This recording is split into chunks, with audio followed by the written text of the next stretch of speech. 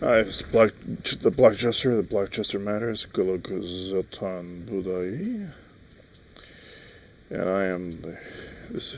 And I. This is take 2 of the podcast on Sintaklass Day, a day in which the country in which my mother came from celebrates what is distorted into Santa Claus from St. Nicholas by Coca-Cola. Held on a separate day in the Netherlands. My mother was born in Amsterdam, where my U4A mtDNA strand starts going off. Into the past. Some things to do. You'll notice a picture I decided to pick on here. It's a hyperspace awareness picture. I'll try to put something in the description. I'll find out a way to get a Teespring shirt with that on there. It's mocking my pecker because I got hyperspace cripple, and I mock myself too. Alright, and speaking of mocking, in the Trudeau's embracing Sintaklass Day himself, and he will be attending an event in Richmond where he will show up as Swata Pete. So that should be quite exciting for all those people who expected to see him in blackface again. Or chimney sweep face. Explain that one to Dick Van Dyke. Okay, now let's see. What do we have here? Got the fire going. Everything else. Kemp there deciding to reestablish the votes. Now we'll say something. There are a lot of ways to defraud voters, and some of the times in Canada they do it by springing elections on people, short elections on people, by stating emergencies and stuff, bullshit like that. Pardon me. Pardon me again. Fuck. One more belch and I'll be accused of doing Venti's thing. Anyway, I can't help myself.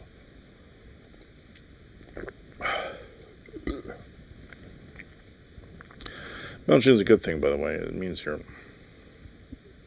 when you drink something, it creates a bubble so you don't choke on anything or gasp. Anyway,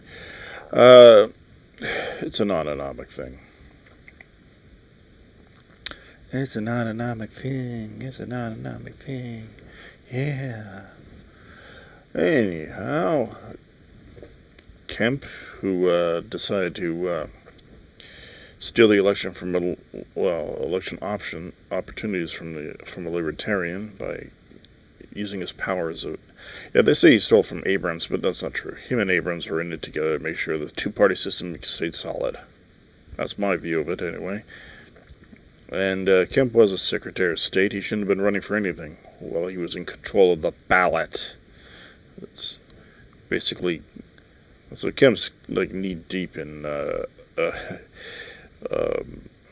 he's used to not getting caught. I mean, I wouldn't be surprised if Kemp was part of this because, I mean, he does have a history of being, at least having a conflict of interest in elections. But people got caught and CCTV footage has occurred. And,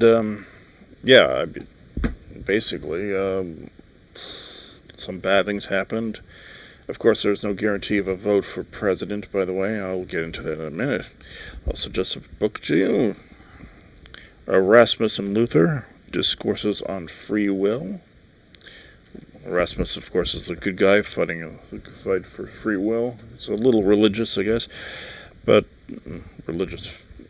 He was discussing things with a roguish religious figure who thought everything was divine providence. Like, if you do something bad, it's because you had no choice in the matter.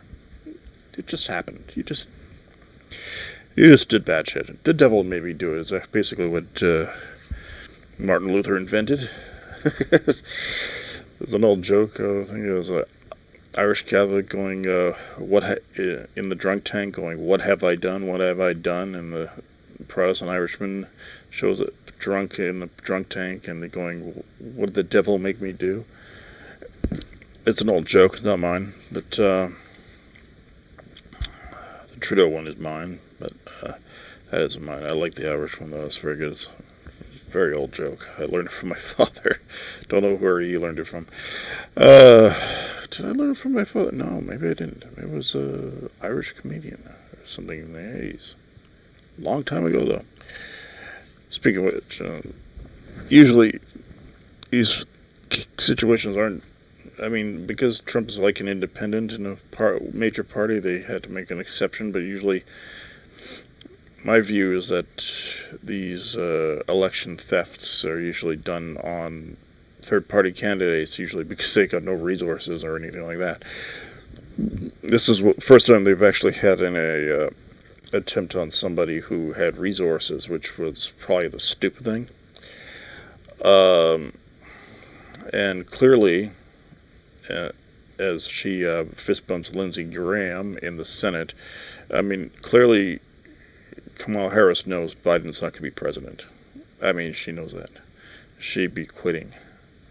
Usually they quit while they're running, at least after nominations of some sort for another office. But it's really degenerate to stand in one office, not fulfill your contract to that set of electorate or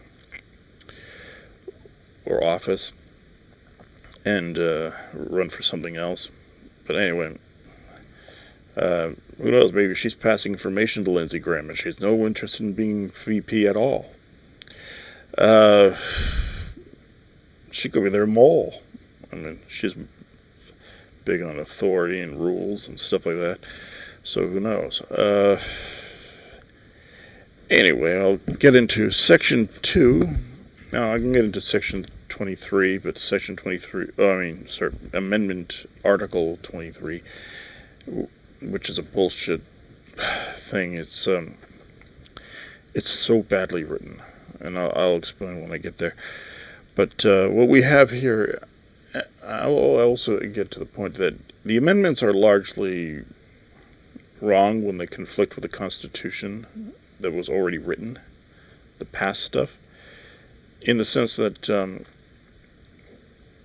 with the exception of the amendment eliminating the 18th Amendment, there is no reference to what they are amending. Like normally you'd say, Amendment 2, Section 2, clause this, clause that, and like that. That would be the proper type of amending. But nothing like that, and there's no history of a proper constitutional convention that can be found for most of them. And basically the 10th Amendment, now Tim Pool said the Federalists, Jesus, now getting into Rick and Morty territory with the belches. The 10th Amendment was let's take it's getting worse. At least that's a little amusing.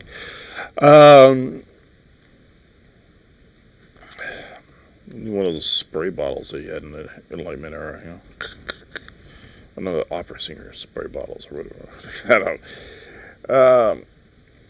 know. The Federalists weren't against the Bill of Rights. They were against this constant idea of endlessly amending the Constitution. Like 10 rules were enough. By the time we got to the 8th Amendment, the Federalists were insisting things. And well, they shot down a Healthcare is a Right amendment by Benjamin Rush. Benjamin Rush was for a right to medical treatment. He was a medical doctor, of course, so, I mean, looking out for his interests. Or at least he thought he was looking for his interests. I mean, anyway, and I guess he was a crest sentimentalist on that factor. But he lost it, and basically there was an idea that over-amending would be too bad, insane, and the Ninth Amendment came in, and then the 10th Amendment, and I can even refer to these. And I would say, by the way, this is the Federalist Papers, Enriched Classics. It's the best one because it's got the Constitution on the back, Bill of Rights. Oh, Jesus, sorry, bye. Sorry for that. See, Amendment 9, the entitlement the enumeration in the Constitution of certain rights shall not be construed to deny or disparage others retained by the people. And Amendment 10, which is a little more clear, the power of not delegated to the United States by the Constitution, nor prohibited to the states, are reserved to the states respectively or to the people. Basically, states' rights. And you can say, well, those are anti-slavery thing, and so none of that actually jived with most. It wasn't really anti-slavery, and it wasn't really voting right things. It was saying, well, if Congress decides to vote this way and that way, if your legislatures decide to vote this way or that way, this is a wishy-washy language, but a lot of it was reiterating what was in the Constitution anyway. Slavery could have been ended by just recognizing people as people, based on the sort of biological traits. So, I mean, you can't enslave human beings, and the idea that people would be considering other people as not human beings, even though they're biologically human beings, that would be enough of an argument to end slavery. So, I mean, it wouldn't take an amendment. It's just none of that. Well, that was grandstanding, but that's not the worst. I mean, it doesn't conflict with anything, at least. It just reiterates, but it does what the judiciary should be doing, really. And people should be going to the courts more than writing more laws and more amendments and more things like that. They should really just be working with what they have. Anyway, yeah, and this is good. Let's see.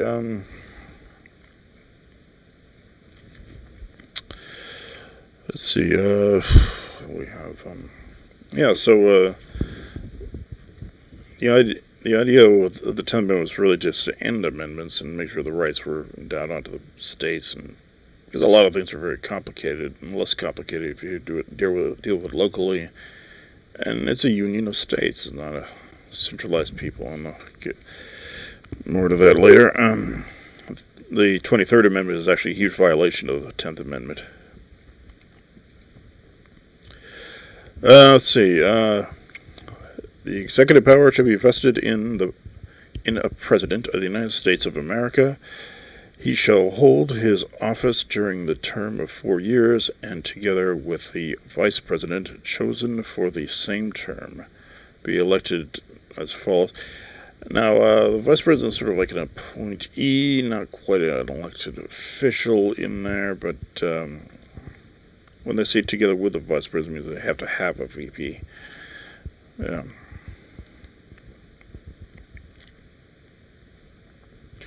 They can be appointed after the election, too, if certain other aspects of the Constitution aren't needed, like congressional law. But technically speaking, it's like the second placer, basically, traditionally.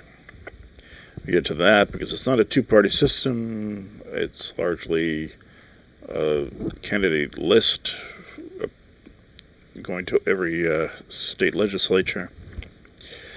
and chosen, and they have to choose 2 of each candidate for that office, which we'll get to here.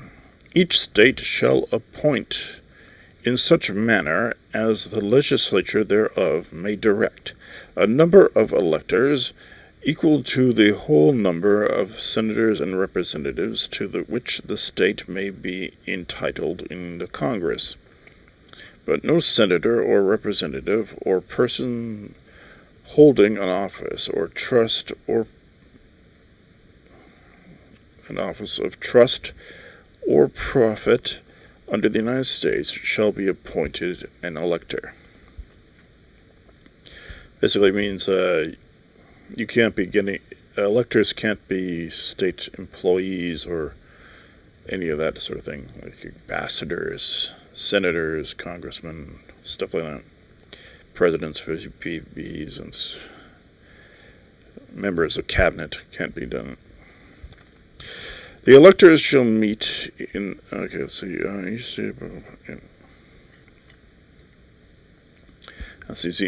each state shall appoint, which means that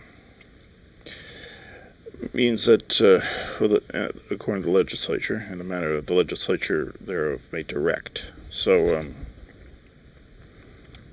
the law is basically the legislature. The legislature cannot direct how the electors are won or are awarded or appointed. Pardon me. And that should mean any time. Then they're kind of derelict. This Michigan thing, I mean, they're not doing their duty by not directing the... So basically the vote is just a non-binding referendum. It is not it's not an authority over the legislature. The only authority over the legislature the voters have is voting in and out people based on how they voted in the appointment process, I guess. But it really doesn't matter.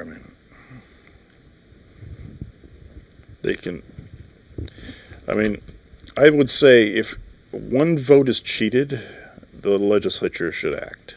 That's my view. Because that's one individual, and it's all about the individual. One individual screwed, they should be defended and protected like it's a million of them. Because that's already too much. Anyway, especially when it comes to something like a chief executive, which is a separate thing to a legislature and really shouldn't be. Okay, let's see.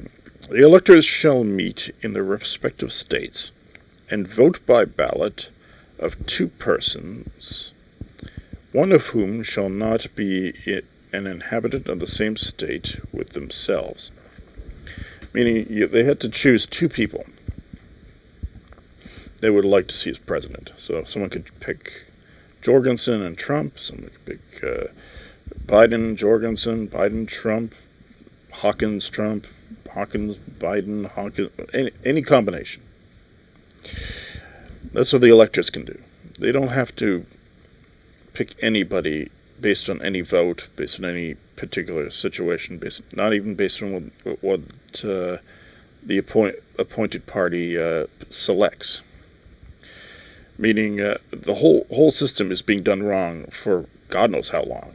I mean, the whole constitutional republic has been fucked up the ass in irregular behavior for some time. It's just ridiculous. Of trust and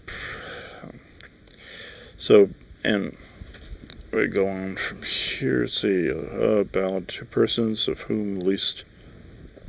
Oh, pardon me. What does this happen now? There's a flavor of that lasagna coming up. Will it be reflux? Tune in. Um, okay, and the inhabitant of the same city, and they shall make a list of all persons voted for, and and of the number of votes for each, which list they shall sign and certify, and certification happens from the Electoral College, and transmit sealed to the seat of government of the United States, directed to the President and the Senate, and there really isn't a President-elect for a long time, which is Pence. The President of the Senate shall, in presence of the Senate and House of Representatives, open all certificates, and the votes shall be counted. The person having the greatest number of votes shall be president. If the number be a majority of the whole number of electors appointed, sorry, that's part of the same thought, sir. The member, with the greatest number of votes, the president in such a number be a vary of the whole number of electors, majority of the whole electors. And if there be more than one who has such a majority, and an equal number of votes,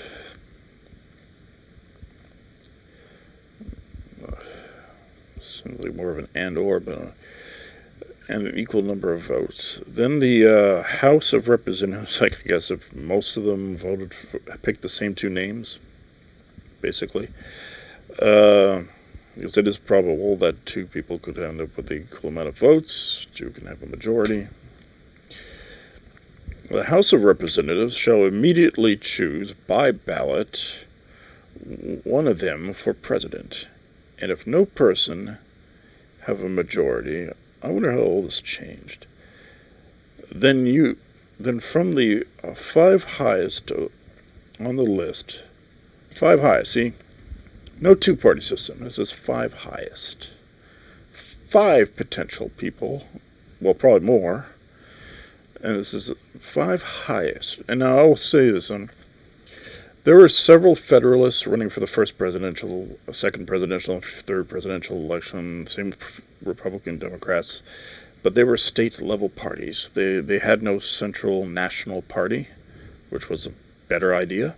They're basically independents nationally, because they kind of had to be separate, state by state and branch by branch.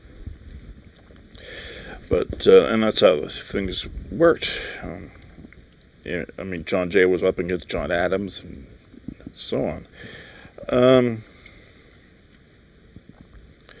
See, five highest on the list, and said House shall in like manner choose the president.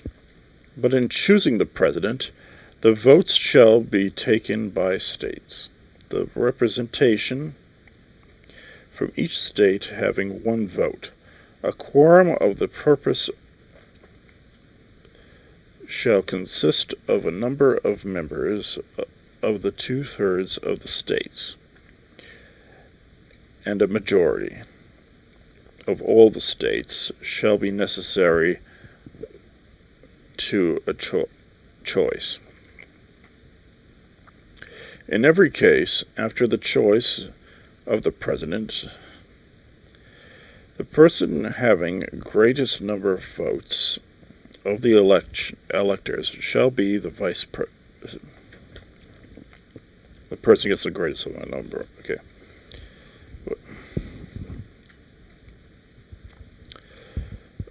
Of all states shall be necessary. Gotta make sure I'm reading this right. Do bear with me.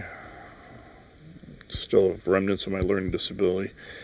In every case, after the choice of the president, the person having the greatest number of votes of the electors shall be vice president. Second place, I guess. But if there should remain two or more who have equal votes, the Senate shall choose from them by ballot vice president. The Senate picks a runoff, basically. The Congress shall determine the time of choosing the electors and the day on which they shall give their votes, which day shall be the same throughout the United States. No person, okay, the rest is just, how old and blah, blah, blah. Let's go to the 23rd Amendment. The 23rd Amendment of Article. Let's see.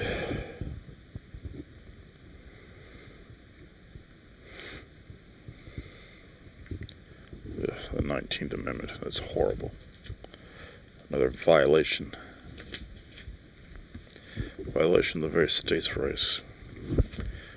It also doesn't quite exactly list what section of what thing gets amended exactly.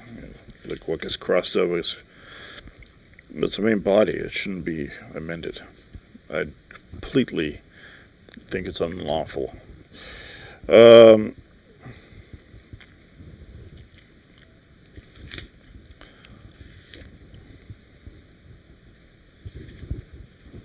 As a conflict.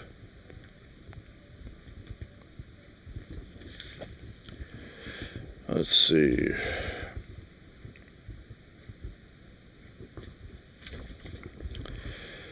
There's 13th Amendment of centralization here. Let's see, but the district constituting the seat of government of the United States shall appoint. This is in 1961. Jesus. The district, Section 1, the district consisting of the seat of government of the United States shall appoint such a manner as the Congress may direct a number of electors of the President of the United States and Vice President equal to the whole number of senators and representatives in Congress to which the district would be entitled if it were a state.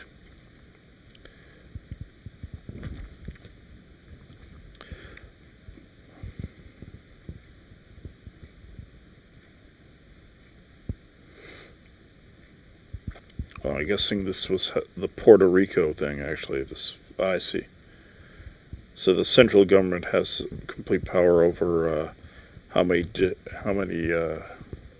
electors Puerto Rico and D.C. get, and so on, which is a ridiculous thing. Another violation of the grand body, because it didn't exactly amend the statehood thing, and it's ridiculous. A lot of this stuff also doesn't even have amendments that should be there in order for that amendment to work. So it centralizes the Guam votes and stuff like that. I guess Congress could have given native reservations electoral votes anytime. It's really hard to say.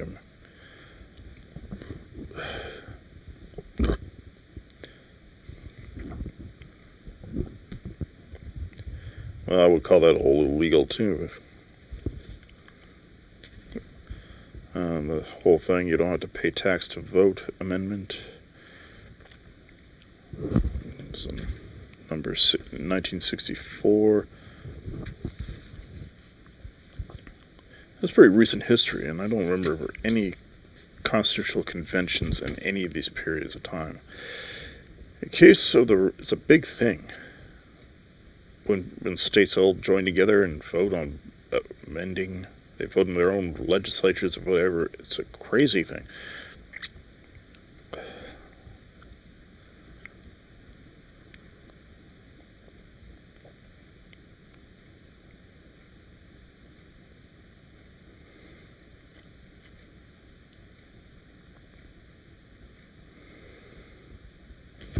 That's a weird one, too.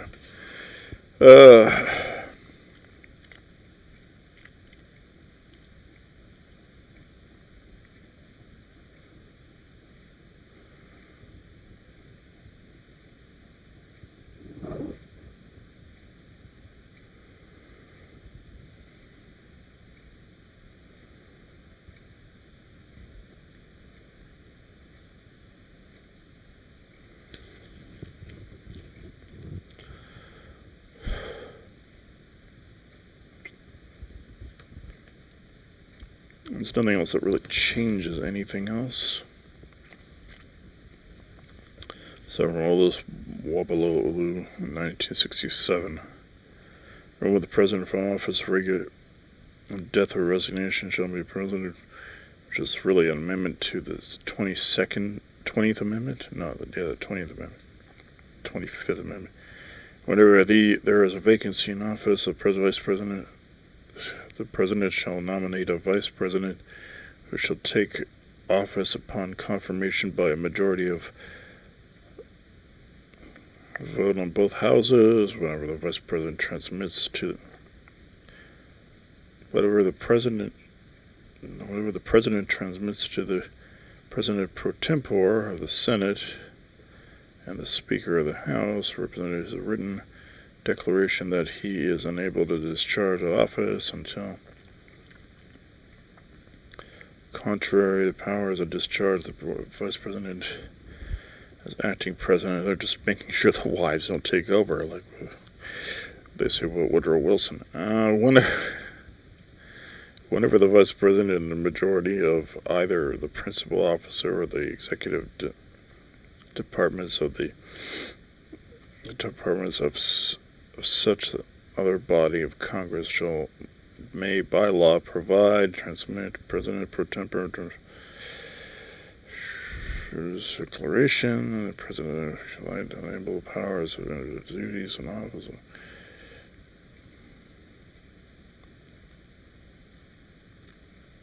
Yeah, something like this rushes the VP thing. This is probably where Haig gets confused because he figured he can get enough influence in the 20th Amendment to. This also is a problem. The 25th Amendment can't exist unless you eliminate the 22nd Amendment, like the 18th Amendment. Or sorry, not 22nd, 20th Amendment. Like the 18th Amendment, in order to create that amendment, or you say this is an amendment to the 20th, which has to also say it's an amendment to Section 2 or whatever, and very improper. Very improper. The amendments are totally improperly done because they're amending actual body parts of the Constitution and past parts of the Constitution. And unless you mention exactly what's being amended specifically from those things in the past, you can't actually count them. They're bullshit. They're poorly written. They were rushing stuff through, and that's not proper language. That's just... It's not the way things are done, anyway. That's not the way things should be done. Anyway, yeah, so... Anyway, I hope I clarified what they get wrong. The election shouldn't have been for any specific presidential candidate. It should have been really for... If anything, it should have been... If the state legislature is allowed, they would elect. I guess you would go to your district candidate for an elector, and you would vote for them based on the two favorite candidates they had beforehand. And I mean, which two people would you put on your list? Or put on the list? Which two candidates would you vote for? That's what you'd ask an elector candidate if it were vote based. And so the whole elector thing is done wrong.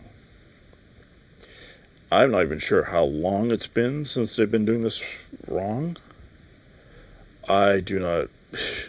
It's dreadful. It's despicable. It's evil and wrong, and no one's caught this yet. And the Supreme Court, they should have caught this. They should have been correcting it automatically. You shouldn't take a case. You shouldn't take a suit. You shouldn't take anything like that. The Supreme Court should be doing that legal check. They just wait until someone decides to have a session with them, an audience with them. It's ridiculous. Where's their check to the balance?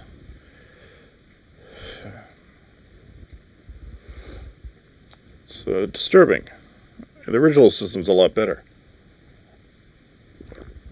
But it does say unequivocally that there is no two-party system. Anyone who says there's a two-party system in America, the United States, they're lying. A list of at least 5, with the top 5 presidential candidates can be considered during a congressional vote on the matter. That just tells you right there. There could be more than 5 parties, or 5 candidates anyway. I mean, like, since the president, so there is no national party system. That came in later with Van Buren and people like that. I think the first time they had a nomination type thing, it was a Federalist party in a state that had a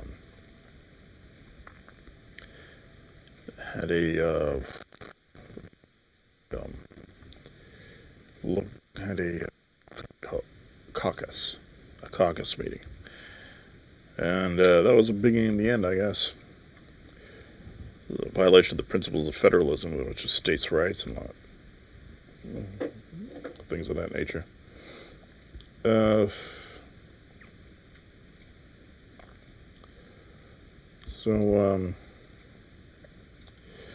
that's that.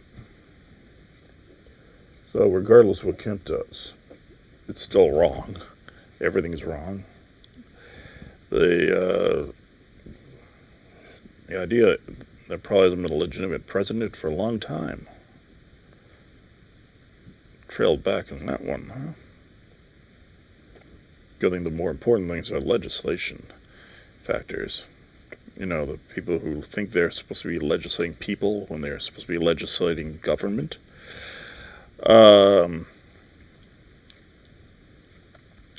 As politicians, you're supposed to be governing government, not people.